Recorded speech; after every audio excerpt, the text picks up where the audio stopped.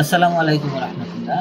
আজকে আহ 6 এপ্রিল 2025 রোজ রবিবার। অস্ট্রেলিয়ার মেলবোর্ন থেকে আমি আজকে আপনাদের সাথে দুটো কথা শেয়ার করার জন্য, যেটা হচ্ছে গবেষণালব্ধ কথা, কোরআনের গবেষণালব্ধ কিছু কথা। কারণ যেহেতু আমি একজন গবেষক, অনেক কিছু নিয়ে গবেষণা করি, দুনিয়াবি বিষয় নিয়ে।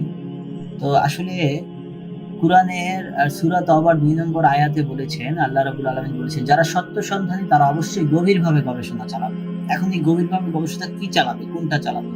গভীরভাবে গবেষণা চালাবে কুরআনের উপরে। যারা সত্য সন্ধানী তাদের ক্ষেত্রে বলা হয়েছে।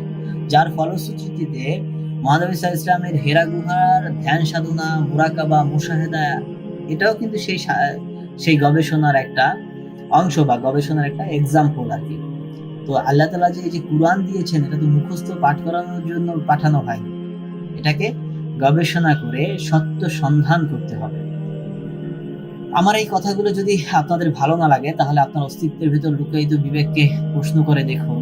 সেই আপনার বিবেকটি যদি উত্তর দেয় এবং সঠিক বলে মনে করে, তাহলে এটা আপনাদের তকদির। আর যদি সেটাকে মেনে না নেয়, সেটাও তকদির। কারণ প্রত্যেকের তকদির প্রত্যেকের নিকটেই আছে। কেউ যদি মনে করে যে বসে বসে জীবন কাটাবো, তাহলে এটাও তার তকদির। আবার যদি কেউ মনে করে যে না, আমি পরিশ্রম করে নিজেকে স্বাবলম্বী করব, অনেক বড় হব, ধনী হব, সেটাও তার তকদির।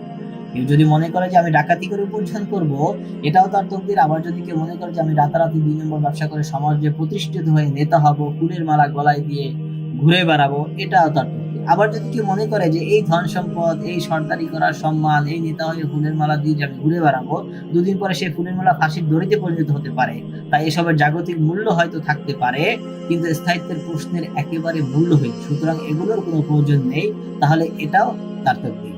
কেউ যদি মনে করে যে আমি সরকারি চাকরি করতেছি, আমি একজন ডিসি, এসপি, আমি একজন আর্মি অফিসার, আমি প্রশাসনের লোক আছি, আমি একজন ইউএনও, তো আমি হালালভাবেই চলার চেষ্টা করতেছি, কিন্তু কোনো চেয়ারম্যান বা কেউ আমার জন্য মাছ নিয়ে আসতেছে, আমার জন্য খাবার নিয়ে আসতেছে, আমাকে কোনো উপঢৌকন দিচ্ছে, কোনো গিফট প্রদান করতেছে, যে এটা তো আর ঘুষ হবে না, এটা তো সুদ হবে না, হারাম হবে না, এটা হালাল ভাবে সে বিবেচিত হয়ে সেগুলোকে গ্রহণ করতেছে।